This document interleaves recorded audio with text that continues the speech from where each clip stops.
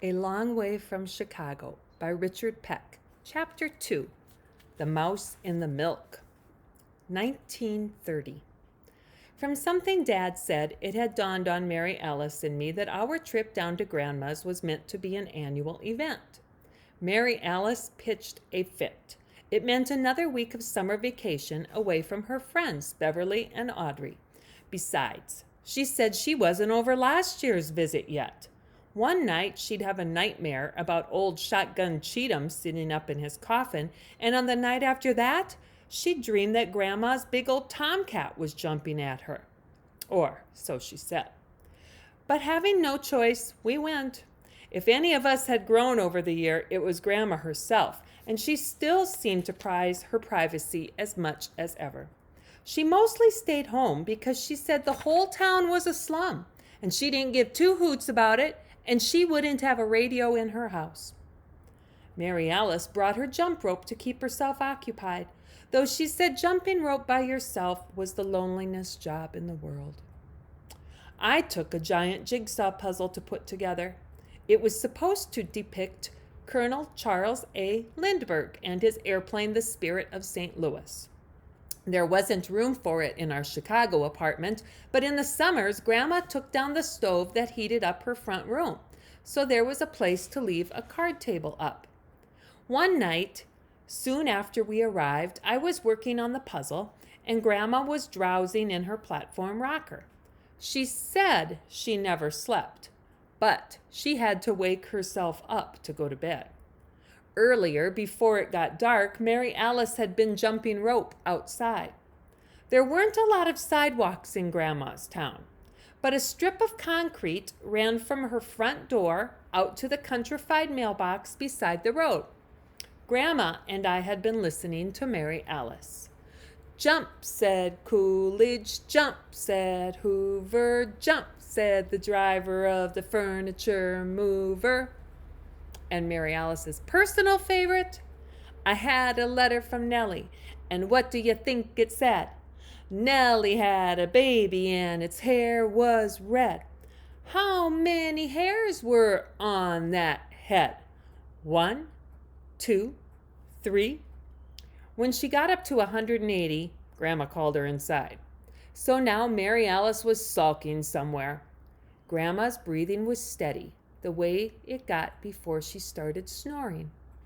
Then I heard a horse clip-clopping past. That was no rare thing around here, but I noticed the silence when the horse stopped outside. Then, right away, heels kicked its sides and the horse galloped off. It was a sound right out of a Tom Mix movie. I was reaching for a puzzle part that was just blue sky when a flash of light filled the bay window. Then an explosion shook the house and made my puzzle jump. It wasn't as loud as the time Grandma squeezed off 2 rounds right here in the front room, but it brought her out of her chair. Like a ship under sail, she made for the front door.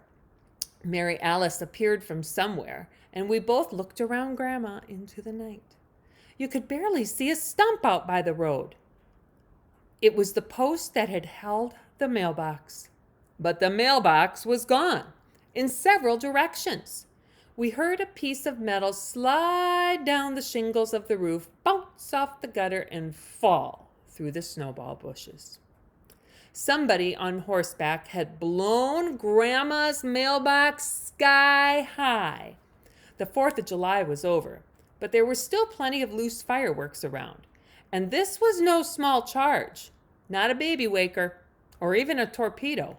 This could have been the work of a cherry bomb. Grandma planted her big fists on her big hips, and her jaw clenched in a familiar way. "Cowgills," she said.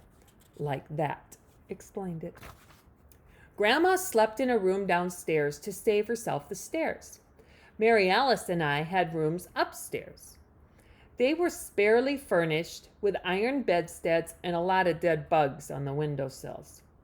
After I got used to how quiet the country was at night, I slept good up there. But I lay awake that night. recalling the sound when Grandma's mailbox was blown to smithereens. I was 10, the age when things blowing up interested me. But I wondered who dared to do this to Grandma. My eyelids drooped, and it was morning. The smell of breakfast wafted up from the kitchen. You had to be downstairs on time and in your place, but Grandma's breakfasts were worth it. Pancakes and corn syrup, fried ham and potatoes and onions. Anything you wanted, and as much. Mary Alice and I were at the table, and Grandma was at the stove turning one last round of pancakes when we got a visitor on the back porch. We all looked. The screen on the door blurred her, but it was Grandma's old enemy, Mrs. Effie Wilcox. She didn't make free to rap on the door. She just stood out on the porch in a faded apron and broken boots, working her hands. "Mrs. Dowdle! Hoo-wee!" she called out in a tragic voice. Grandma strolled over to the door. "What now?" she said through the screen wire. Mrs. Wilcox moaned. "Oh, first of all, can I use it?" She nodded down the back path to the Cobb house and the privy, and she didn't mean the Cobb house. "Feel free," Grandma said. "Take a pew." But Mrs. Wilcox just stood there on the porch, wringing her hands. "I'm so nervous. I don't know if—" "What's come over you?" Grandma said in her least interested voice. Mrs. Wilcox whimpered. "Send them kids out of your kitchen so I can tell ya." "They're having their breakfast," Grandma said, "and they're from Chicago. They've heard everything." "Well, it was last night," Mrs. Wilcox said. "They come on my place and wrenched up my you-know-what by the posts and flung it all over the yard." "They knocked your privy over 3 months ahead of Halloween?" Grandma was interested at last. "What's the world coming to?" "That's what I said," Mrs. Wilcox replied. "I'm too nervous to live. All the laws of civilization has broke down, and town life is getting too dangerous. My only consolation is that there's a prayer meeting at church tomorrow night, and I've got me some praying to do." "Do that," Grandma said. But Mrs. Wilcox couldn't wait another minute. She darted off the porch and down the path to our privy. Grandma settled into her chair to smother her last pancake with corn syrup. Then, once again, she said, "Cowgills." Presently, Mary Alice slipped down from her chair and headed outside. When she got to the screen door, Grandma said, "I wouldn't use the privy all morning if I was you." The next morning, when I came into the kitchen, a sight stopped me dead in the door. Behind me, Mary Alice pulled up short too.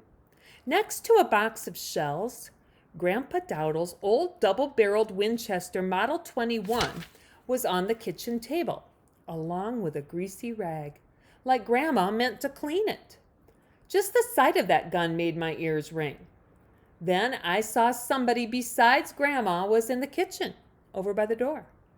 He was a big, tall galoot of a kid with narrow eyes. His gaze kept flitting to the shotgun. The uniform he had on was all white with a cap to match. In his hand was a wire holder for milk bottles. He was ready to make his escape, but Grandma was saying, "I hope I have better luck with your milk today than the last batch. I found a dead mouse in your delivery yesterday." The kid's narrow eyes widened. "Naw, you never," he said. "Oh, you be real careful about calling a customer a liar," she remarked. "I had to feed that milk to the cat. And a mouse too, of course." "Naw," the kid said, reaching around for the knob on the screen door behind him. Grandma was telling one of her whoppers. If she'd found a mouse in the milk, she'd have exploded like the mailbox. She was telling a whopper. and I wondered why. "And another thing," she said, "I won't be needing a delivery tomorrow. Neither milk nor cream. I'm going away." That was the first we'd heard of it. Mary Alice nudged me hard. "I'll be going tomorrow night and all day tomorrow. And I don't want the milk left out where it'll sour. I won't pay for it. I'm taking my grandkids on a visit to my cousin, Leota Shrewsbury." Another whopper, and a huge one. Grandma off on a jaunt with us? I didn't think so. She didn't do things that cost, and she never told anybody her business. Turning from the stove, she pretended surprise at seeing Mary Alice and me there, though she had eyes in the back of her head. "Why, there's my grandkids now." She pointed us out with a spatula. "They're from Chicago. Gangs run that town, you know," she told the kid. "My grandson's in a gang. So you don't want to mess with him. He's meaner than he looks." I hung in the doorway, bug-eyed and short. She was saying Joey Dowdle, was a tough guy from Chicago, and this kid was twice my size. He could eat me for lunch. "This here's Ernie Cowgill," she said, finishing off the introductions. With a sneer at me, Ernie Cowgill disappeared through the door and stomped off the porch. "Grandma," I croaked, "you'll get me killed." She waved that away. "I just said that for your protection. He'll be scared of you now. He'd believe anything. He's only in 4th grade. "Grandma, he's at least 16. "That's right, and still in the 4th grade, she said. "He's the runt of the Cowgill litter. He's got 3 older brothers, and they're big bruisers. They're the ones you wouldn't want to meet up with in a dark alley." She swept shotgun shells and the greasy rag off the kitchen table and put them all back behind the wood box. Then she nodded at Mary Alice to set the table for breakfast. When we sat down to eat, I said, "Grandma, what was the shotgun for?" "Bait," she said. "Who's Cousin Leota Shrewsbury?" Mary Alice asked. "Who?" Grandma said. I lurked pretty near home all day. I didn't even go uptown to the Coffee Pot Cafe for fear I'd run into Ernie Cowgill and his brothers. Now I remembered where I'd heard the name. The horse-drawn milk wagon that delivered to the door had a sign on its side that read, "Cowgill's Dairy Farm. From our clover-fed cows to your kitchen. Strictly sanitary. Farm fresh eggs, our specialty." In fact, I'd seen Ernie driving it, standing up, handling the reins through a hole in the front window of the wagon. Even at a distance, he looked like somebody you wouldn't want to know better. It may have been just a coincidence that a family named Cowgill ran the dairy. I never knew. Noticing how close to home I was keeping, Grandma told me to weed the garden. You didn't want to hang around her too close, or she'd give you a job. The garden ran neat and tidy from the back porch down to the cob house beside the yard, where she stretched her clothesline. I weeded through the heat of the day, and every time I got down by the cob house, I had a vision of all 4 Cowgill brothers stepping out of it. I could picture them hanging me from the eaves from my belt and taking turns slapping me to sleep. But I saw nothing but the crossed paws of the old tomcat napping just inside the door. The 2 rows of green onions made my eyes water, and the smell was making me woozy. I was thinking seriously of heat stroke when I heard Mary Alice shriek in the kitchen. She was no screamer, so it brought me to my feet. Now I thought Ernie Cowgill had gotten in and pounced on her. I jumped the garden rows, pounding for the house.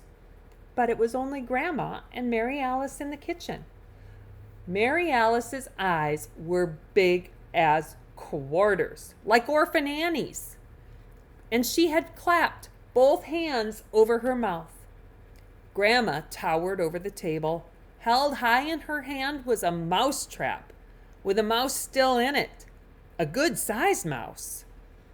Its tail dangled down so far it looked like one of the flypaper strips that hung from her kitchen ceiling. The spring on the trap had caught the mouse at the neck and nearly pulled its head loose. He was hanging by a thread, and not a pretty sight. Mary Alice had already gone into shock. This was one more of those experiences she says gave her nightmares for years. Grandma examined her catch. Now she moved the trap into position over the mouth of an empty bottle. She eased up the spring, and the mouse dropped straight in.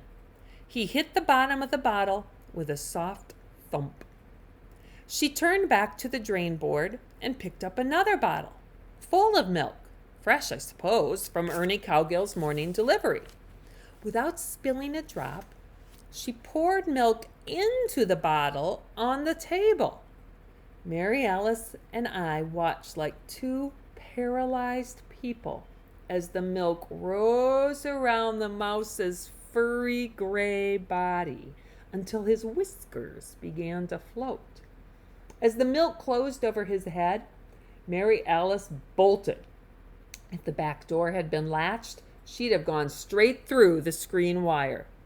Now, Grandma was fitting a paper lid over the milk and mouse bottle. I knew not to ask why she was doing this. I didn't even want to know. Mary Alice didn't come back in the house till supper time. Then she didn't want any supper. I watched her move green beans and fatback around the plate with her fork big in her small hand. Grandma ate hearty. After a big wedge of layer cake, she pulled back from the table. "Let's step right along and get them dishes washed and dried and put up," she said. She was in a hurry, and I couldn't see why. But then I couldn't see a moment ahead. There was still some evening left, but the light was fading. Grandma stayed in the kitchen after we'd wandered into the front room. But as Mary Alice was reaching for her jump rope to take outside, Grandma turned up and said, "Not tonight." Mary Alice glowered, but said nothing. She flopped on the settee and fidgeted. Then she started to go upstairs. She had brought a book called The Hidden Staircase by Carolyn Keene, and she liked reading in bed. "Not tonight," Grandma said. She sat at her ease in the platform rocker with her sewing basket at her feet. She didn't do much fancy needlework, but she mended everything. Mary Alice came over to lean against me while I worked on Colonel Lindbergh. When it got so dark I couldn't see the puzzle, I reached to turn on the lamp, but Grandma said, "Not tonight." By then, we had to know we were in for something. "Shut the front door," Grandma told Mary Alice, who was just a little gray shape, mouse-like, as she went over to close it. "And shoot the bolt across," said Grandma, who never locked her doors. Now we three were only outlines in the dark parlor. Some plot was afoot. Mary Alice edged back on the settee. We were all waiting for something. It was dark now. I could picture what the house looked like from outside. Locked up, not a light showing upstairs or down. All of us had gone to visit cousin Leota Shrewsbury, who didn't exist. Half an hour passed. Then Grandma spoke, making us leap. "We could tell ghost stories," she said. "Not tonight," Mary Alice said in a small voice. Later, much later, we heard something. The snowball bushes outside the window swayed gently. I barely saw Grandma's hand come up to stroke her cheek. We didn't breathe for listening. Then footsteps on the back porch, creeping, then more confident. After all, nobody was home. A hand closed over the knob on the screen door to the kitchen and found it latched. We heard a little singing sound as a file began to slice through the screen wire. From the settee, Mary Alice made some tiny, terrified sound. Grandma reached down for something in her sewing basket. The darkness made me see pinwheels like sparklers.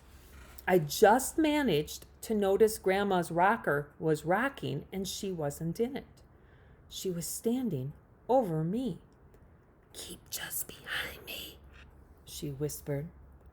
I followed her across the room to the kitchen. You wouldn't believe a woman that heavy could be so light on her feet. She floated, and we moved like some strange beast, big in front, small behind. Now we were by the door to the kitchen, and I heard the scuffle of heavy feet in there on the crinkly linoleum. Grandma turned back to me. Under my nose, she struck a wooden match with her thumbnail. Men strike a match one-handed, but you never see a woman doing that. She hid the flare of the flame with herself and touched the match to something in her other hand. It sizzled. Then she leaned down and rolled it into the invisible kitchen. Seconds passed. Then, once more, Grandma's house erupted in sound and light. Blue lightning flashed in the kitchen, and for a second, you could see every calendar on the wall in there. Then, an almighty explosion like the crack of doom. She'd rolled a cherry bomb across the floor, and it went right off under the feet of the Cowgill brothers, the three big bruisers, and Ernie. Grandma shoved past me into the kitchen. "Pull that chain on the ceiling light," she said, and I did. When I turned back to her, Grandpa Dowdle's shotgun was wedged into her shoulder. I dodged out of her way and there stood all four Cowgill brothers. They were deaf as posts, too, and too scared to move. Even before they realized they were looking down both barrels of the gun they had come to steal. All of them wore manure-caked steel-toed boots, so that had saved their toes from being blown off, but a singed smell came from their pants. The cherry bomb had scared them witless, except for Ernie, who was witless anyway. But he was the only one who could speak. "I'm dead," he said. "Oh, I'm dead. Oh, yes, I'm dead." "Skin to the church and get their ma and pa," Grandma said briefly. "Which church?" "Holy Rollers," she said, "by the lumberyard. And skip on it. I've got an itchy trigger finger." "I'm dead," Ernie said. I raced like the wind through the nighttime town. I sprinted past the businesses block and across the tracks by the depot toward the lumberyard. Then I began to hear singing with a ragtime beat, accompanied by tambourines. "Wash me clean of all I've been and hang me out to dry.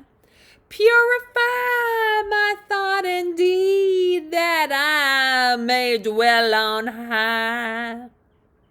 The church was no bigger than a one-room schoolhouse, but it seemed to be packed to the rafters.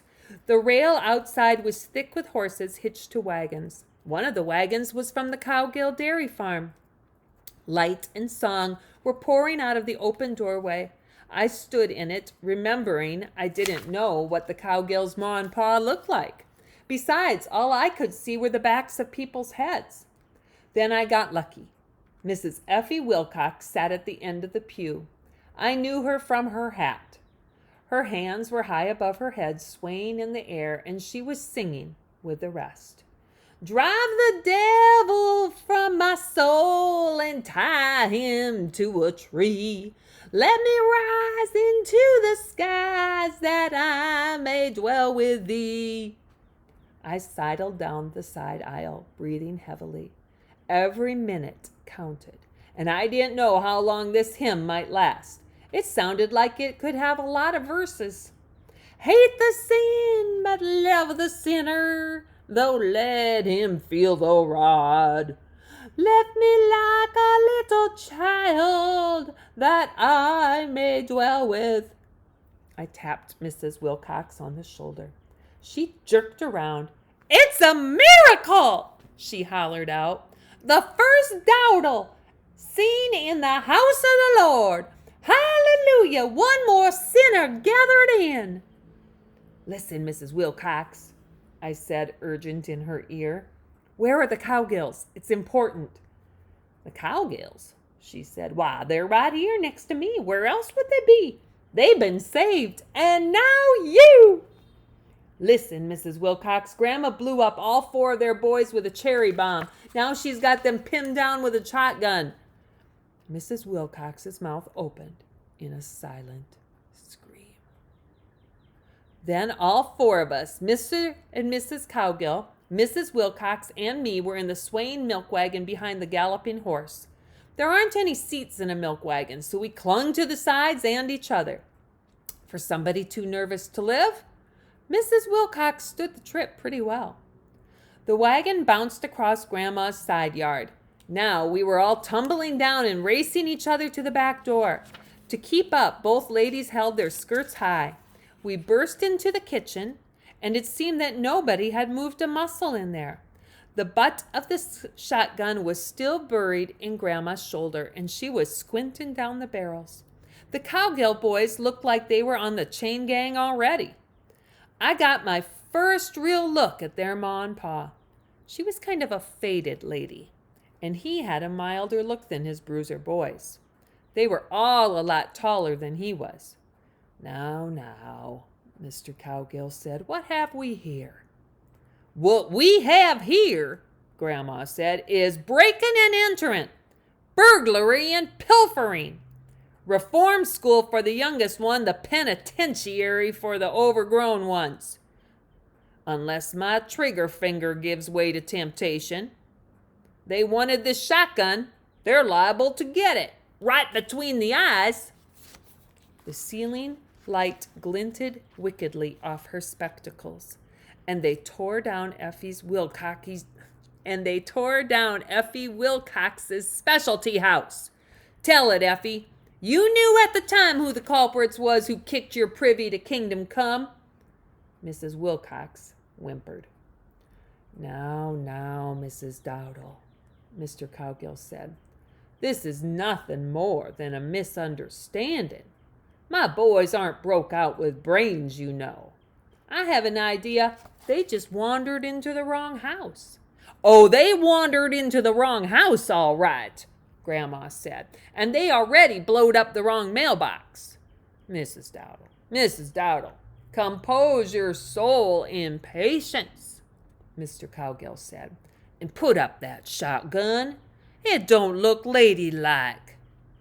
I was tempted to cover my ears, because that alone was enough to make Grandma squeeze off around. You know yourself, Mrs. Dowdle, boys will be boys. They're high-spirited. They'll settle down in time and all be good Christian men. Their ma and I have set a good example.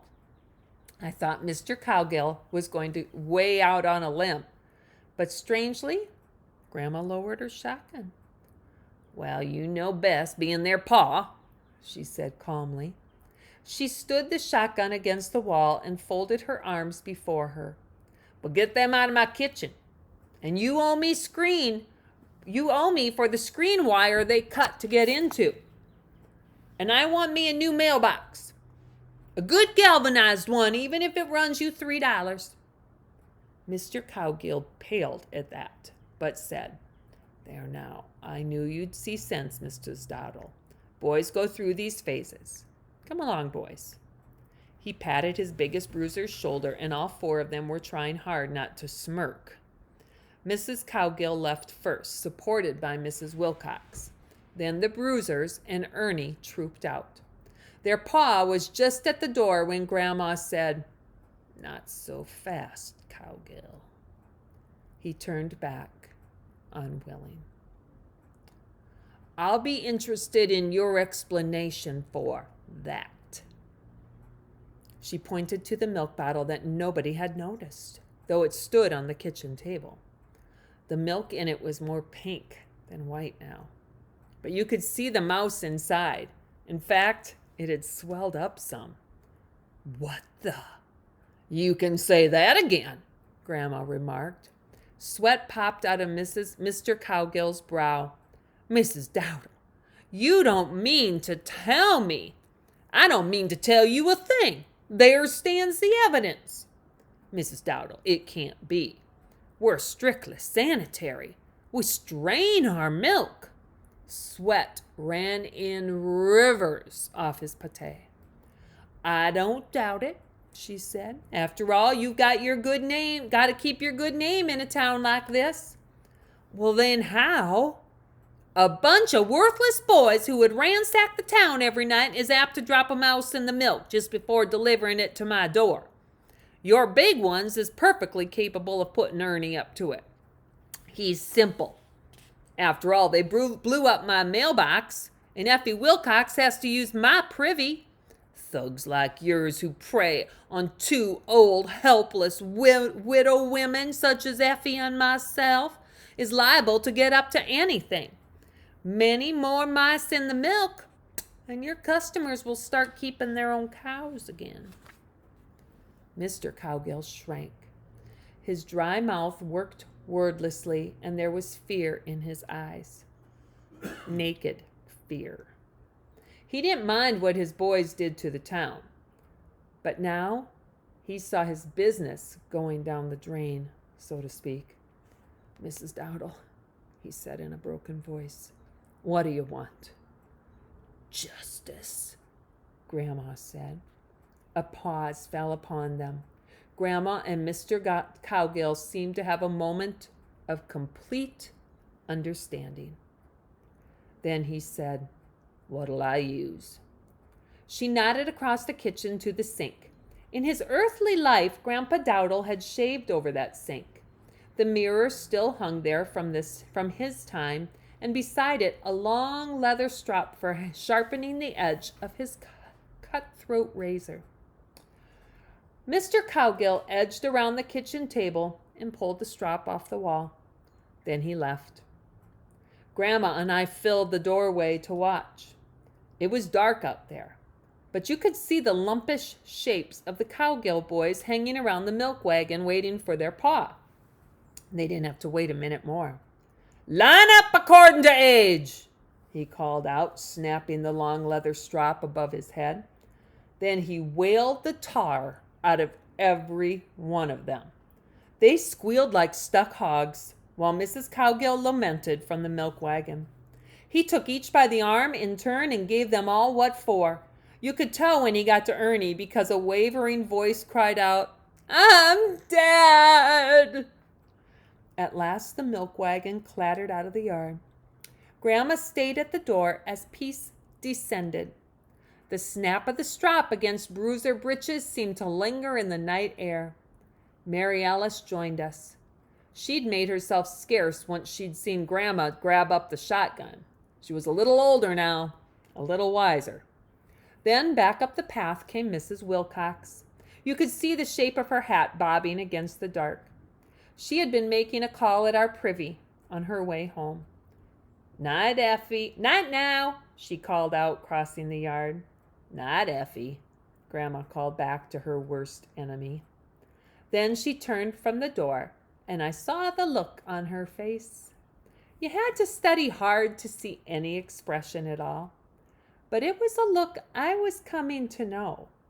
She appeared pretty satisfied at the way things had turned out, and she'd returned law and order to the town she claimed she didn't give two hoots about. The end of chapter 2.